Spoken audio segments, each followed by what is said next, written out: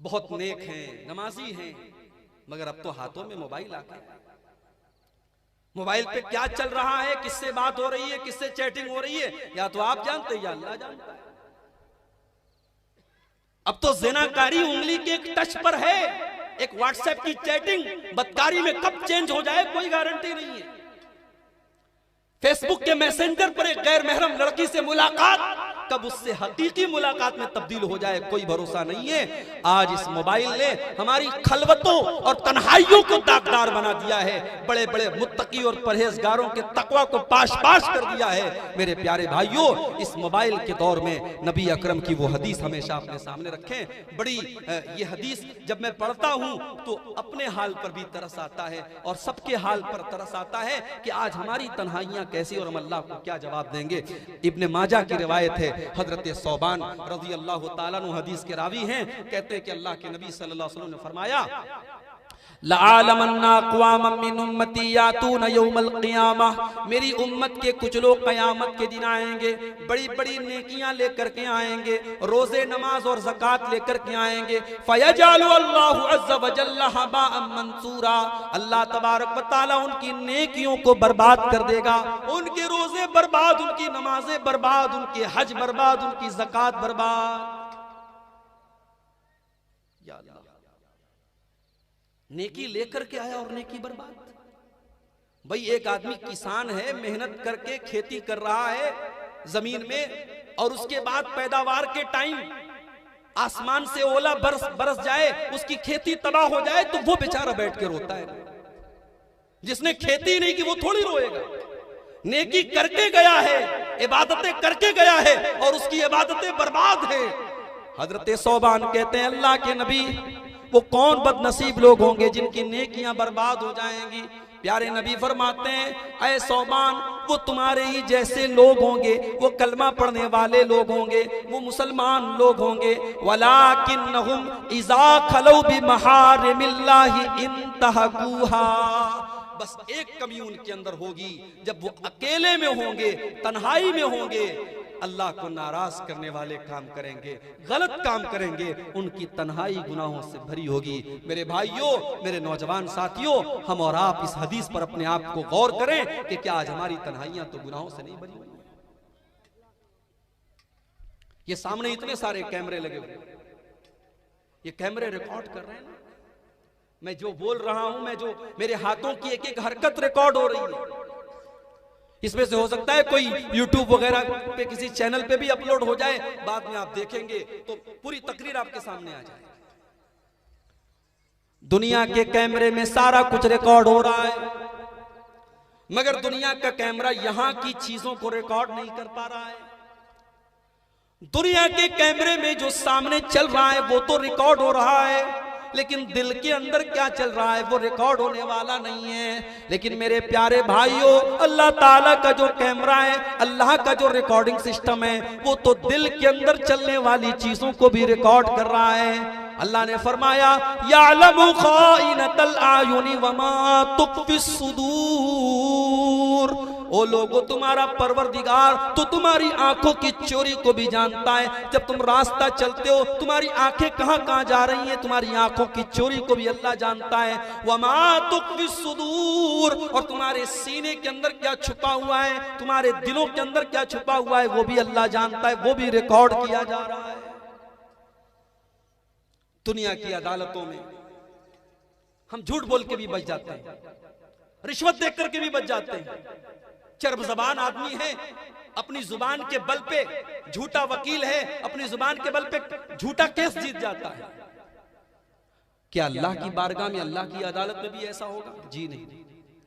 अल-यौम नख्तिमु अला अफ़वाहिहिम व तुकल्लिमुना अयदीहिम व तशहदु अर्जुलुहुम बिमा कानू यक्सिबून। अल्लाह फरमाता है, कयामत के दिन हम तुम्हारी जुबान के ऊपर मोहर लगा देंगे, तुम जुबान से कुछ भी नहीं बोलोगे। कयामत के दिन तो तुम्हारे हाथ गवाही देंगे, तुम्हारे पैर गवाही देंगे। मेरे नौजवान साथियों, जरा तसव्वुर करो, अल्लाह की अदालत में हमारे हाथ बताएंगे इन उंगलियों से हमने क्या क्या टच किया है और क्या क्या देखा है। हमारे पैर गवाही देंगे, इन पैरों से हम चल के कहां कहां गए हैं, हाथ और पैर गवाही। जो ईयरफोन कानों में ठूसे रहते हो, बाइक चला रहा है तब भी ईयरफोन, कार चला रहा है तब भी ईयरफोन, ये फिल्मी गाने जो सुनते रहते हो ना, ये कान भी गवाही देगा। ये जो आंखों से नजारेबाजी करते हो, ये आंखें गवाही देंगी। हत्ता इज़ा मा जाऊहा शहीद अलैहिम समउहुम व अबसारुहुम व जुलूदुहुम बिमा कानू यामलून। कयामत के दिन तुम्हारे कान भी गवाही देंगे, तुम्हारी आंखें भी गवाही देंगी, यहां तक कि तुम्हारी स्किन, तुम्हारे बदन की चमड़ी भी गवाही देगी। हमारे बदन की स्किन को भी अल्लाह ताला जुबान दे देगा, हमारा शरीर बोलेगा, हमारा बदन बोलेगा, हमने जो पाप किए होंगे, जो गलत काम किए। मेरे भाइयों, जब तक ये डर हमारे दिल में पैदा नहीं होगा, समाज की इस्लाह नहीं हो सकती। और ये डर सहाबा के अंदर पैदा हुआ। सहाबा ने अपनी जवानियों को अल्लाह के दीन के लिए वक्फ कर दिया। नबी की एक हदीस सहाबा सुनते थे, एक मर्तबा नबी ने कोई बात कह दिया, सहाबा उसको सीने से लगा लेते थे। अल्लाह के नबी के एक सहाबी थे, उनका नाम था खुरैम अल-असदी। वो लंबे लंबे बाल रखा करते थे और कपड़ा उनका पायजामा टखने के नीचे रहा करता था। अबू दाऊद की रिवायत, अल्लाह के नबी को पता चला कि मेरे एक सहाबी के कपड़े टखने के नीचे रहते हैं और बाल बहुत लंबे रखते हैं। वो नबी अकरम ने अपने सहाबा से कहा, निअमर रजुलु खुरैमुन अल-असदी, खुरैम कितना बेहतरीन इंसान है, कितना अच्छा इंसान है। लौला तूलु जिम्मतिही, बस एक चीज की कमी है, उसके बाल थोड़े लंबे हैं। वह इसबालु इजारही, और कपड़ा टखने के नीचे है। माफ कीजिए, सहाबे किराम रात भर तकरीरें नहीं सुनते थे, एक हदीस सुनी अमल कर लेते थे। खुरैम अल-असदी के कानों में नबी अकरम के ये अल्फाज पहुंचे कि नबी अकरम ने कहा कि मेरे बाल लंबे हैं और मेरे कपड़े टखने के नीचे रहते हैं। अबू दाऊद के अल्फाज हैं। उन्होंने कैंची उठाई और अपने बालों को छोटा किया और अपने कपड़ों को टखने के ऊपर किया, काट करके छोटा किया। नबी मेरे बारे में, नबी की जुबान से ये अल्फाज निकले हैं, मैं नहीं चाहता कि नबी की नजर में मैं नाराज हो जाऊं। एक और मिसाल देखो, अब्दुल्ला इब्ने उमर रजी अल्लाह ताला, बहुत बड़े सहाबी, हजरत उमर के बेटे हैं, अल्लाह के नबी के साले भी हैं। इनकी बहन हजरत हफ्सा अल्लाह के नबी की बीवी हैं। हजरत अब्दुल्ला इब्ने उमर मस्जिद में लेटे हुए, सोए हुए हैं, रात में ख्वाब देखते हैं, सपना देखते हैं। ख्वाब में देखते हैं कि दो लोग इनके पास आए, उनको पकड़ के कुआं के पास लेके गए। इन्होंने कुएं में झांक करके देखा तो कुएं के अंदर आग जल रही थी, आग भड़क रही थी। ये डर गए। उन दोनों लोगों ने कहा, डरो मत, तुम इसके अंदर नहीं जाओ। अब्दुल्ला इब्ने उमर की नींद खुली। ये ख्वाब देख करके, सपना देख करके डर गए कि ये अजीबोगरीब ख्वाब मैंने क्यों देखा। सहाबा की आदत थी, जब वो कोई ख्वाब देखते थे, अल्लाह के रसूल सल्लल्लाहु अलैहि वसल्लम से आकर के बताते थे। अल्लाह के नबी ताबीर बयान करते थे। अब्दुल्ला इब्ने उमर की हिम्मत नहीं पड़ी कि अपना ये ख्वाब मैं रसूल अकरम से बयान करूं। वो अपनी बहन के पास है। कौन थी इनकी बहन? हजरत हफ्सा बिनते उमर, अल्लाह के रसूल सल्लल्लाहु अलैहि वसल्लम की बीवी हजरत हफ्सा। बहुत सारी बातें ऐसी होती है ना जो भाई किसी से शेयर नहीं करता, अपनी बहन से शेयर करता। ये भाई बहन का रिश्ता भी बड़ा प्यारा होता है। हजरत अब्दुल्ला इब्ने उमर अपनी बहन के पास आए, अये हफ्सा, मैंने ऐसा ऐसा ख्वाब देखा है, तू जरा अल्लाह के नबी से इस ख्वाब की ताबीर पूछ के मुझे बता दे। हजरत हफ्सा अल्लाह के नबी के पास आती हैं, अये अल्लाह के नबी, मेरे भाई ने ऐसा ऐसा ख्वाब देखा है, जरा इस ख्वाब की ताबीर बता दें आप। नबी अकरम ने जब ख्वाब सुना, कहा कि अये हफ्सा, तुम्हारे भाई ने कोई बुरा ख्वाब नहीं देखा है, अच्छा ख्वाब देखा है। निअमर रजुलु अब्दुल्ला, ऐ हफ्सा, तुम्हारा भाई बहुत अच्छा इंसान है, बहुत नेक इंसान है। लौ काना युसल्ली मिनल लैल, बस एक चीज की कमी है, तुम्हारा भाई रात में तहज्जुद नहीं पढ़ता है, इशा के बाद वो सो जाता है। जाओ अपने भाई से कहो वो रात में उठ करके क़ियामुल लैल किया करे, तहज्जुद पढ़ा करे। हजरत हफ्सा आती हैं और अपने भाई से कहती हैं कि अल्लाह के नबी ने आपके बारे में ऐसा ऐसा जुमला कहा है। बुखारी के अल्फाज हैं, अब्दुल्ला इब्ने उमर रजी अल्लाह ताला अन्हु के कानों में जब अल्लाह के प्यारे नबी के ये जुमले पढ़े कि नबी ने मेरे बारे में ये कहा है कि काश कि अब्दुल्ला रात में तहज्जुद पढ़े। बुखारी के अल्फाज हैं फकाना ला यनामु मिनल लैल इल्ला कलीला। उस दिन के बाद अब्दुल्ला इब्ने उमर कभी तहज्जुद पढ़े बगैर रात में सोते नहीं थे।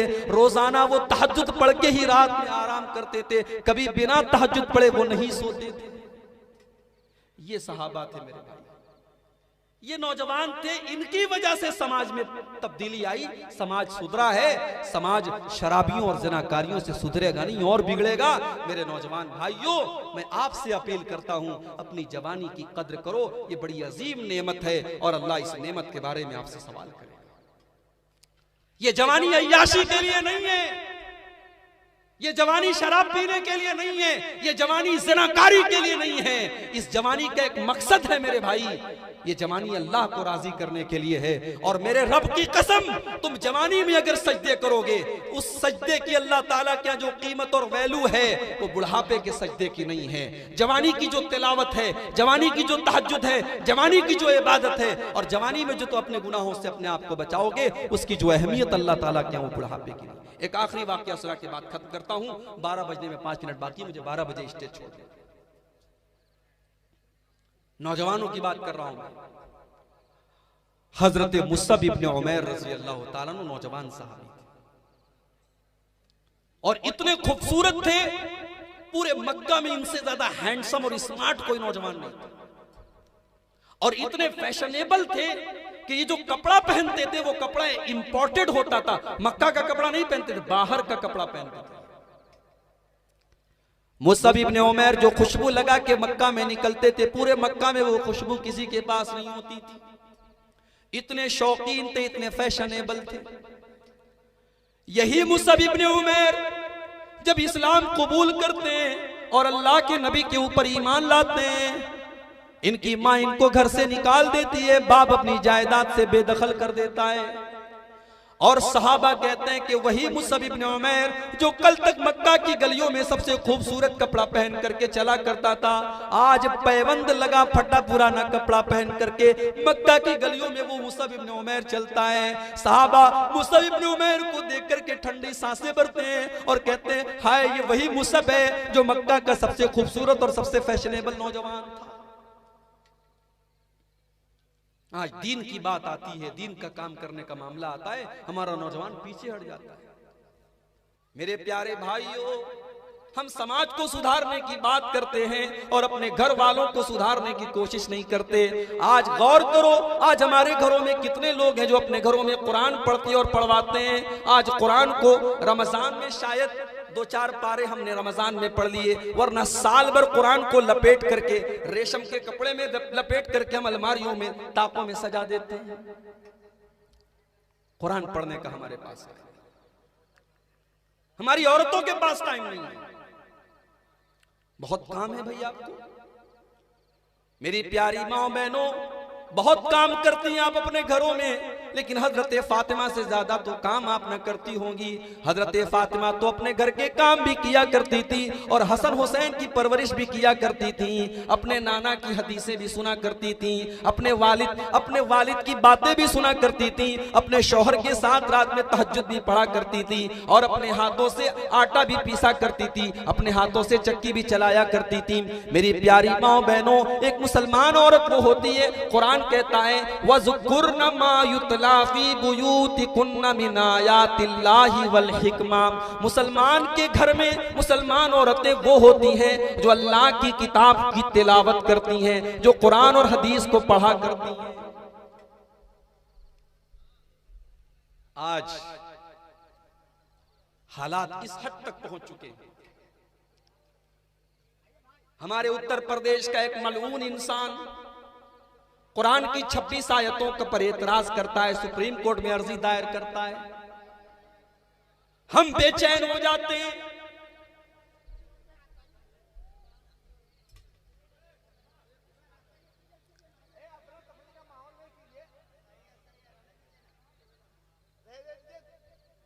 हेलो, जो जहां है उन्हें वहीं रहने दीजिए, अफरा तफरी का माहौल पैदा मत कीजिए। कुर्सियां पूरब की जानिब खाली है, आप लोग खुद वहां जाकर के बैठ जाएं, अपनी जगह ले लें। शुरू। कुरान मजीद की 26 आयतों पर एक मलून एतराज कर रहा है। हम और आप बेचैन हो गए, परेशान हो गए। मगर मेरे प्यारे भाइयों, कभी हमने गौर किया कि उस कुरान के ताल्लुक से हमारा रवैया क्या है? आज अगर एक गैर मुस्लिम वो 26 आयतें हमारे सामने पढ़ दे और पूछ ले कि तुम बताओ इन 26 आयतों पर एतराज किया जा रहा है, इन 26 आयतों का तुम्हारे पास क्या जवाब है, तो हम सिवाय बगले झांकने के कोई जवाब नहीं दे पाएंगे, क्योंकि उन कुरान की उन 26 आयतों को तो हमने भी नहीं पढ़ा कायदे से। हमने कुरान को तबर्रुक की किताब बना लिया। हमने समझा कुरान का हक ये कि जब झगड़ा हो जाए तो कुरान उठा के कसम खा लो। हमने समझा कुरान का हक ये है कुरान को पढ़ के आंखों से चूम लो। हमने समझा कुरान का हक ये है कि कुरान को तावीज बना के गले में लटका लो। ओ लोगों, कुरान इन सारी चीजों के लिए नाजिल नहीं हुआ था। कुरान तो सारी मानवता के लिए, सारी इंसानियत के लिए, सारी कायनात के लिए मार्गदर्शन करने के लिए और सच्चाई का रास्ता दिखाने के लिए कुरान नाजिल हुआ था। शाहरु रमजान अल्लज़ी उन्ज़िल फ़ीहिल कुरान हुदल लिन्नास। ओ लोगों, रमजान के महीने में ये कुरान उतारा गया था। ये पूरी इंसानियत को हिदायत देने के लिए, पूरी इंसानियत के गाइडेंस के लिए, पूरी इंसानियत के मार्गदर्शन के लिए कुरान उतारा गया था। कुरान से हम दूर हैं और फिर हम ये चाहते हैं समाज सुधर जाए। समाज ऐसे नहीं सुधरेगा मेरे भाई। इस कुरान के साथ हमें अपना ताल्लुक जोड़ना पड़ेगा। कयामत का दिन होगा, अल्लाह की बारगाह होगी, अल्लाह के प्यारे रसूल अल्लाह की बारगाह में हमारी और आपकी शिकायत करेंगे। कहेंगे वक़ाल रसूल या रब्बी इन्न कौमी इत्तखज़ू हाज़ल कुरान महजूरा। ऐ अल्लाह, मेरी कौम ने कुरान को छोड़ दिया था। ऐ मेरे रब, मेरी कौम ने कुरान को तर्क कर दिया था। ऐ अल्लाह, मैं अपनी कौम से परेशान हूं, मेरी कौम ने कुरान की कद्र नहीं की। आज हमारे घरों में कुरान नहीं पढ़ा जाता। समाज सुधरे तो कैसे सुधरे? मेरी प्यारी माओ बहनों, आप अगर चाहें तो घर के माहौल को बना भी सकती हैं और आप चाहें तो बिगाड़ भी सकती हैं। एक औरत अगर चाहे तो बेनमाजी शौहर को नमाजी बना सकती है। एक औरत अगर चाहे तो शराबी शौहर की शराब छुड़वा सकती है। भाई, फिरौन बहुत बड़ा जालिम था। फिरौन बहुत बड़ा जालिम था, मगर अपनी बीवी की बात तो फिरौन भी मान गया। याद करो, जब मूसा अलैहिस्सलाम फिरौन के महल के पास, उनकी मां ने जब उनको संदूक में डाल करके पानी में डाला और वो संदूक तैरते तैरते फिरौन के महल के पास पहुंचा। फिरौन की बीवी ने अपने बरामदे से देखा, अपनी लौंडियों को, अपनी नौकरानियों को भेजा, जाओ उस संदूक को लेकर के आओ। फिरौन की बीवी के सामने जब वो संदूक खोला गया, उस संदूक के अंदर एक प्यारा सा, एक सोहना सा, एक मोहना सा बच्चा था। ये कौन बच्चा था? ये मूसा अलैहिस्सलातु वस्सलाम थे। फिरौन की बीवी ने उस बच्चे को अपनी गोद में लिया और अपने शौहर से कहने लगी कि ये कुर्रतु ऐन ली वलक, ऐ मेरे शौहर, ऐ फिरौन, ये बच्चा हमारी आंखों की ठंडक है। ला तक़्तुलू, ऐ मेरे शौहर, आपने बहुत सारे बच्चों को कत्ल करवाया है, मगर इस मासूम बच्चे को तू कत्ल न करवाना। हम इसे अपना बेटा बना करके पालेंगे, हम इसे अपना बच्चा बना करके पालेंगे। फिरौन बहुत बड़ा जालिम था, मगर बीवी की बात नहीं काटी उसने। मान गया बीवी की बात। जो दुनिया के सामने पत्थर है, बीवी के सामने मोम बन गया। मेरी प्यारी माओ बहनों, अल्लाह ताला ने वो कमाल आपको दिया है, वो ताकत आपको दी है कि आप पत्थर को मोम बना सकती हैं, बेनमाजी को नमाजी बना सकती हैं। आज अगर औरतें ठान लें हमें अपने घर के माहौल को सही करना है, घर का माहौल सही हो जाएगा और इंशाअल्लाह उसके बाद पूरा समाज सही हो जाएगा। इसीलिए आप गौर करें, अल्लाह के प्यारे नबी से पूछा गया, अय्युन निसाई खैर, अय अल्लाह के नबी सबसे बेहतरीन औरत कौन सी होती है? नबी अकरम ने फरमाया, अल्लती तसुर्रुहु इज़ा नजर, सबसे बेहतरीन औरत वो होती है कि शौहर जब बीवी की शक्ल देखे तो शौहर खुश हो जाए। बीवी हो तो ऐसी हो, शौहर टेंशन में, तकलीफ में, दर्द में, कारोबार की उलझन है, बाहर की उलझन है, घर में आया, बीवी का मुस्कुराता हुआ चेहरा देखा, उसकी उलझन दूर हो। बीवी ऐसी होनी चाहिए, बीवी ऐसी नहीं होनी चाहिए। शौहर बेचारा कहीं है, ये फोन करके कहती है, अरे आपकी माँ ने ये कह दिया, आपकी बहन ने ये कह दिया, वो अपनी टेंशन में अपने दुखड़े सुना रहे। एक अच्छी बीवी, एक शौहर का दर्द बांटने वाली बीवी घर में आ जाए तो घर जन्नत बन जाता है मेरे प्यारे। याद करो जब हमारे नबी के ऊपर कुरान की पहली वही नाजिल हुई और सूरह अलग की 5 आयतें आपके ऊपर नाजिल हुई। इक़रा बिस्मि रब्बिकल्लज़ी खलक़, खलक़ल इंसान मिन अलक़, इक़रा व रब्बुकल अकरम अल्लज़ी अल्लम बिल कलम अल्लमल इंसान मा लम यअलम। जब कुरान की ये 5 आयतें हमारे नबी के ऊपर नाजिल हुई और अल्लाह ने आपको नबी बनाया, आप घबराए घबराए घर आए। आप गर्मी का मौसम था लेकिन आप कांप रहे थे, आपको सर्दी महसूस हो रही थी। आपने कहा, खदीजा मुझे सर्दी महसूस हो रही है, ज़म्मिलूनी ज़म्मिलूनी, ऐ खदीजा जल्दी से कोई कंबल लाओ, कोई चादर लाओ, मुझे ठंडक लग रही है, मुझे सर्दी लग रही है। हजरत खदीजा दौड़ी दौड़ी गई, चादर लाके आपको दिया, कंबल लाके आपको दिया। बुखारी के अल्फाज हैं, हजरत खदीजा ने जब कंबल ला करके उड़ाया, अल्लाह के नबी कहने लगे, ऐ खदीजा आज तो मेरे साथ बहुत बड़ा वाकया हो गया है। आज अल्लाह ताला ने मुझे अपना नबी बनाया है, आज मुझे नबूवत अता की गई है। ऐ खदीजा इतनी बड़ी जिम्मेदारी मेरे कंधों पर डाली गई है। लक़द खशीतु अला नफ्सी, ऐ खदीजा मुझे डर लग रहा है कहीं मेरी जान न चली जाए। ऐ खदीजा कहीं मैं हलाक न हो जाऊं, मुझे अपनी जान का डर है। शौहर टेंशन में, शौहर घबराहट में है। अब एक नेक बीवी का किरदार क्या होना चाहिए, हजरत खदीजा ने वो किरदार निभाया मेरे प्यारे भाई। हजरत खदीजा कहने लगी, कल्ला वल्लाहि मा युखज़ी कल्लाहु अबदा, ऐ मेरे सरताज अल्लाह ताला आपको कभी रुसवा न करेगा, अल्लाह आपको कभी जलील न करेगा।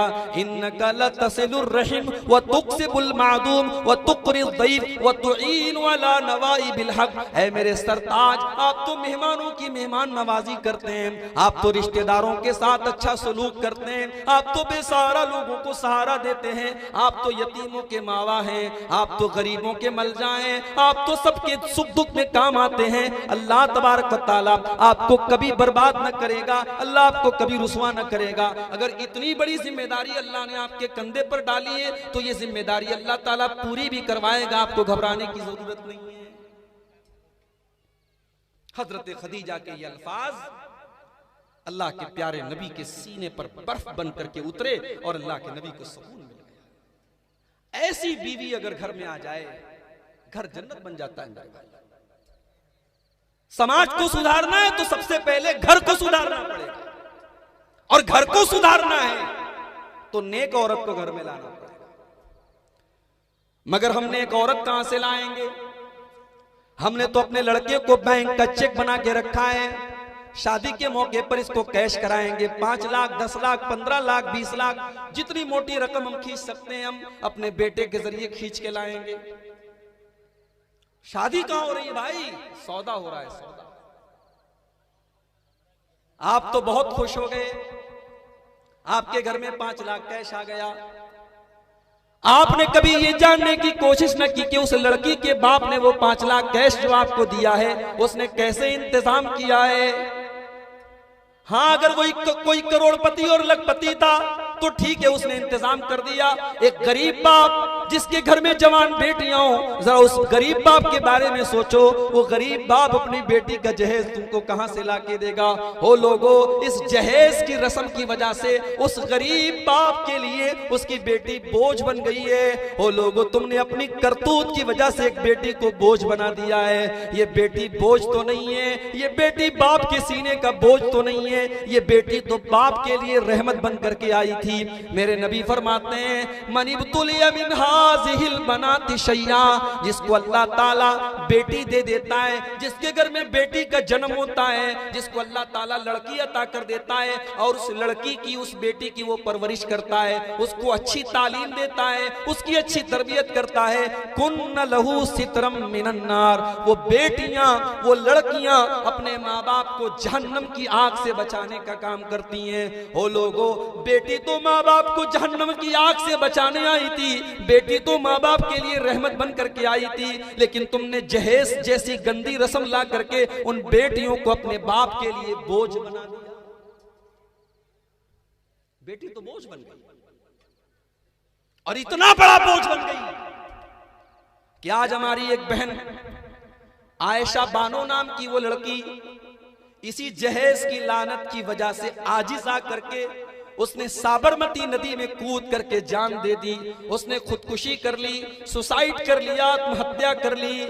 मैं ये नहीं कहता उसने सही किया, उसने बहुत गलत काम किया, उसने गुनाह का काम किया, मगर मेरे प्यारे भाइयों, हमें और आपको इस पर भी गौर करना पड़ेगा कि आयशा बानो ने ये कदम क्यों उठाया। उसके पीछे कहीं ना कहीं जहेज भी बहुत बड़ी वजह है, इस जहेज की गंदी रस्म भी बहुत बड़ी वजह है। और मुझे बड़ी खुशी है कि आज इस मजमे में, इस प्रोग्राम में एक बड़ी तादाद में हमारे सलफी भाई भी मौजूद हैं, अहले हदीस भाई भी मौजूद हैं।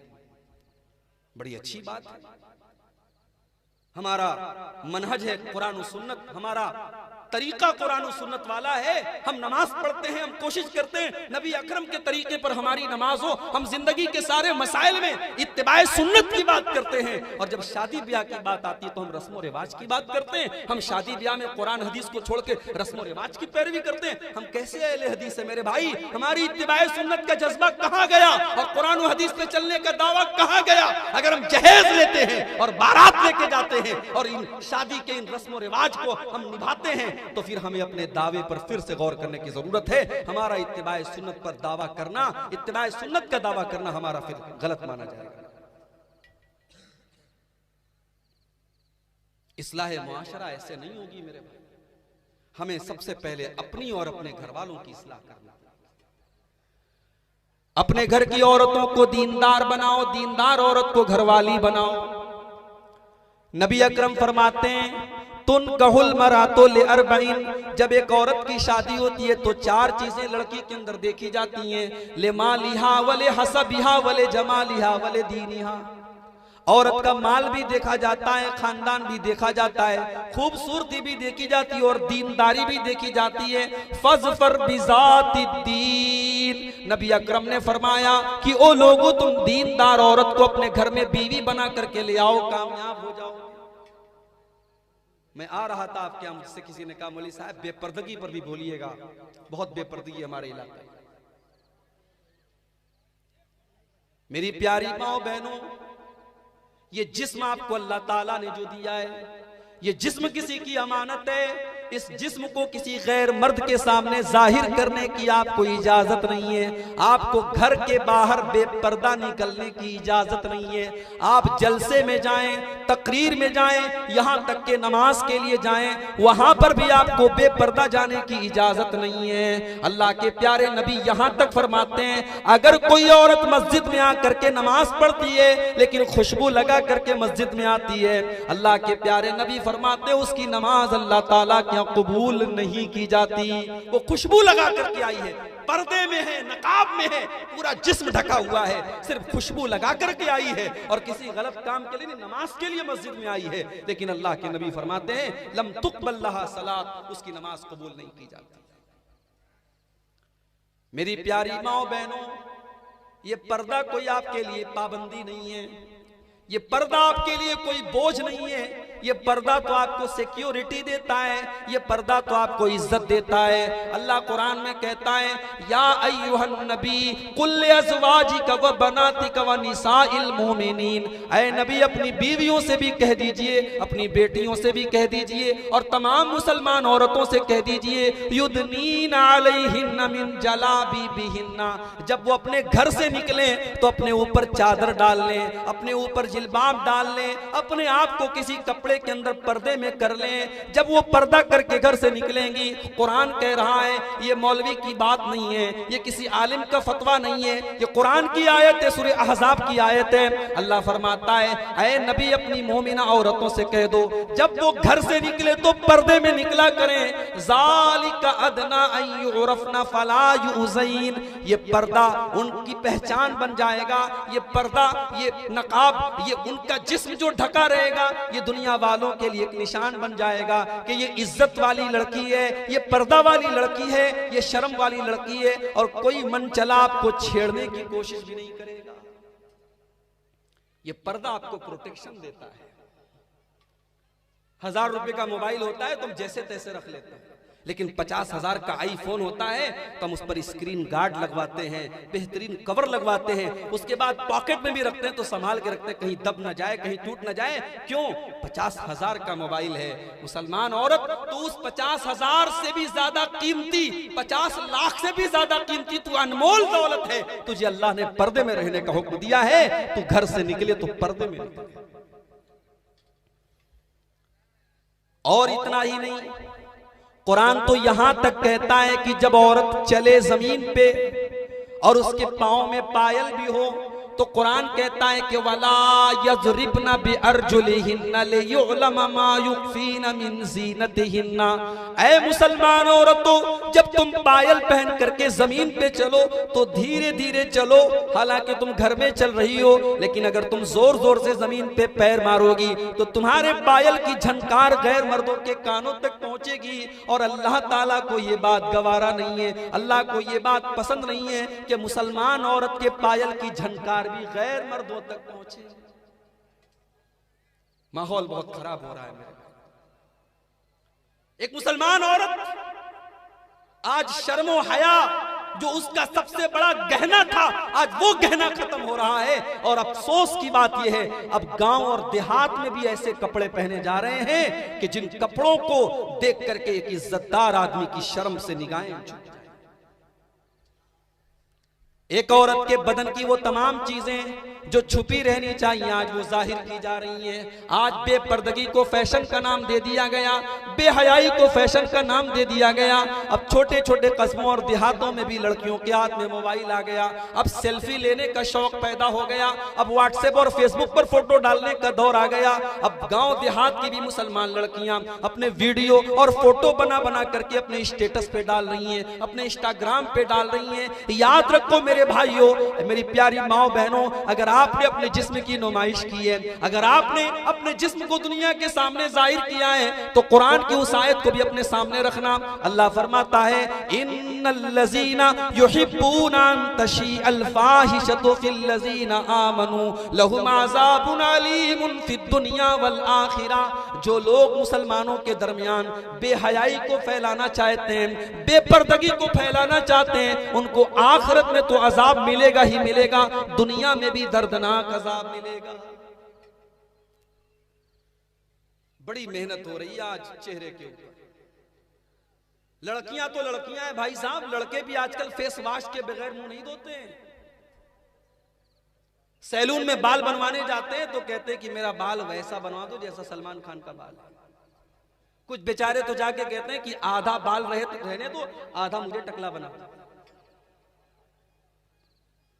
चेहरे पर इतनी मेहनत कर रहे हो, बाल को तरह तरह की शक्लें दे रहे हो, बंदर की तरह, भालू की तरह तुम बाल रख रहे हो। मेरी बहनों, तुम मिरर के सामने, आईने के सामने बैठ जाती हो तो एक एक घंटे तुम मेकअप करती हो। अच्छी खासी आंखें, उस आंखों को तुम ब्लू बना लेती हो, पीला बना लेती हो, लाल बना लेती हो, पलकों की को संवार लेती हो, चेहरे पर न जाने कितने किस्म की क्रीमें लगा लेती हो।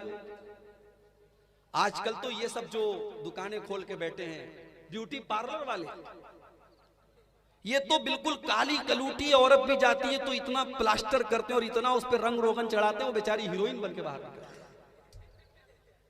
इतनी मेहनत हो रही है चेहरे के ऊपर। लेकिन मेरे प्यारे भाइयों, मेरी प्यारी बहनों, याद रखो ये खूबसूरत चेहरे अगर तुमने अल्लाह ताला को राजी न किया तो जहन्नम की आग में झुलसा दिए जाएंगे।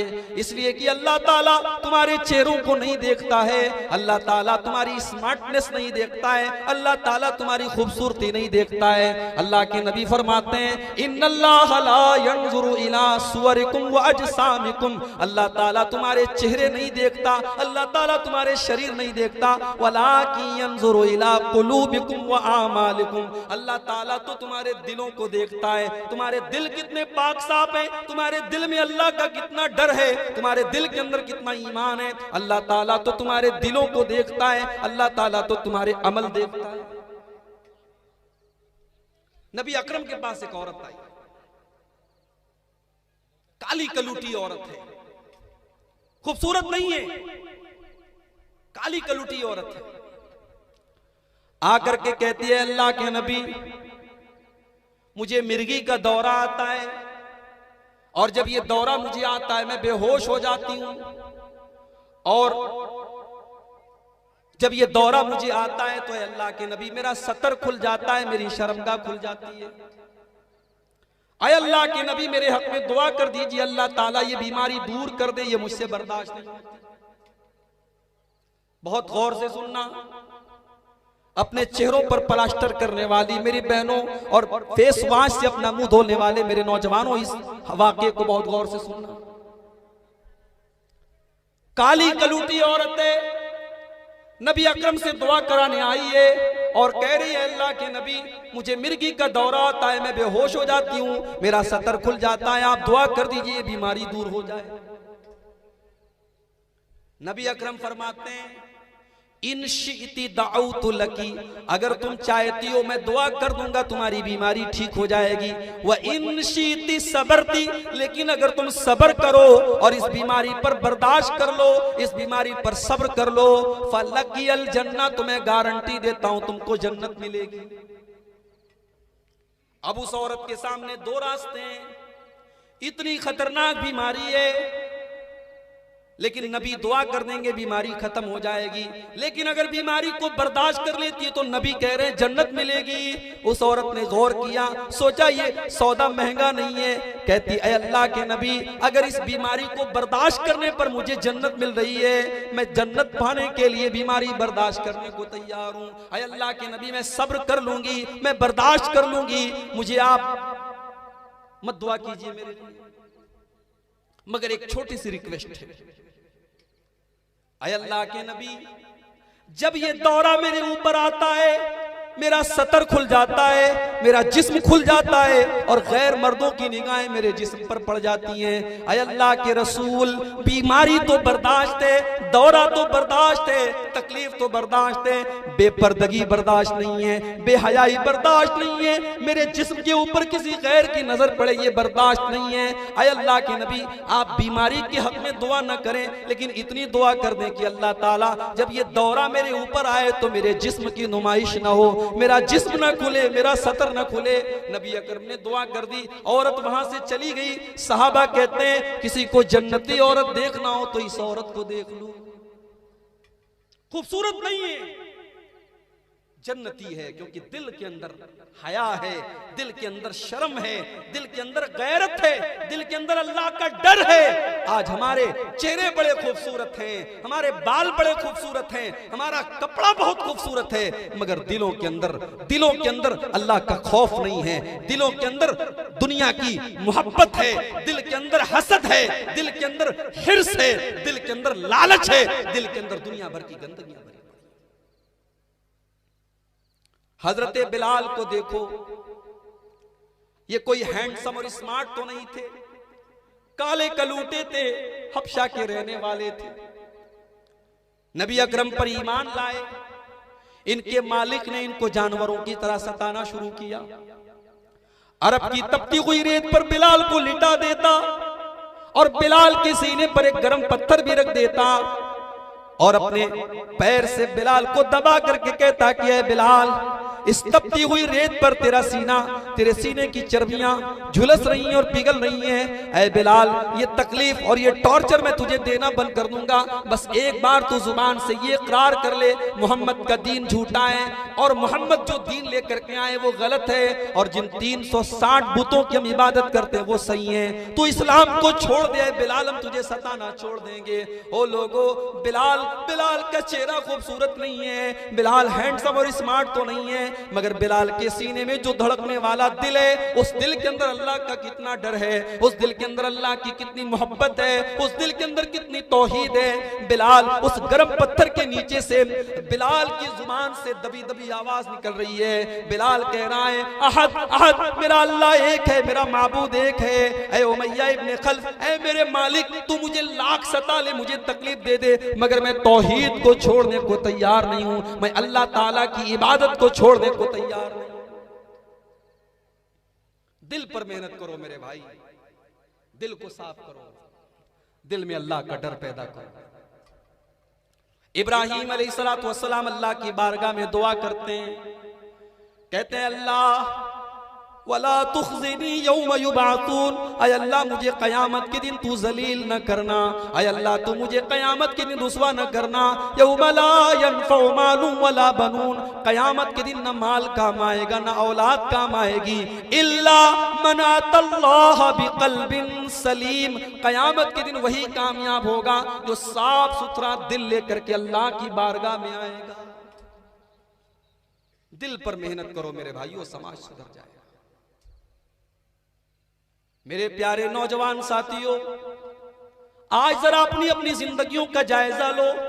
आज हमारे नौजवानों को क्या हो गया है, आज उनकी जिंदगी का मकसद क्या है? आज खाना है, कमाना है, एंजॉय करना है। कोई गुटखा खाने में मस्त है, कोई सिगरेट पीने में मस्त है, कोई लड़कियों से बातें करने में मस्त है, किसी को शराब में सुकून मिल रहा है, किसी को जिना में सुकून मिल रहा है। ओ मेरे नौजवान भाइयों, ये तुम्हारी जिंदगी का मकसद तो नहीं है, तुम्हें अल्लाह ने इसलिए तो नहीं बनाया है। अगर जिंदगी का मकसद खाना कमाना और एंजॉय करना है तो फिर अल्लाह ने हमको इंसान क्यों बनाया? हम जानवर भी तो बन सकते थे, अल्लाह ने हमें इंसान इसलिए बनाया क्योंकि हम अल्लाह की इबादत करें, हम अल्लाह को राजी करें। कुल इन्ना सलाती व नुसुकी व महयाया व ममाती लिल्लाहि रब्बिल आलमीन। ऐ नबी, आप ऐलान कर दीजिए, मुसलमान की नमाज, मुसलमान की कुर्बानी, मुसलमान का जीना, मुसलमान का मरना सब अल्लाह रब्बुल आलमीन के लिए। मेरे नौजवान साथियों, अगर हम और आप अपनी जिंदगी के इस मकसद को समझ लें तो शायद शराब के अड्डों पर मुसलमान नजर ना आए, शायद ज़िनाकारी के अड्डों पर मुसलमान नजर ना आए, शायद सिगरेट पीने वाले मुसलमान नजर ना आए, शायद गुटखा खाने वाले मुसलमान नजर ना आए, अगर हमारे नौजवान को अपनी जिंदगी का मकसद मालूम हो जाए।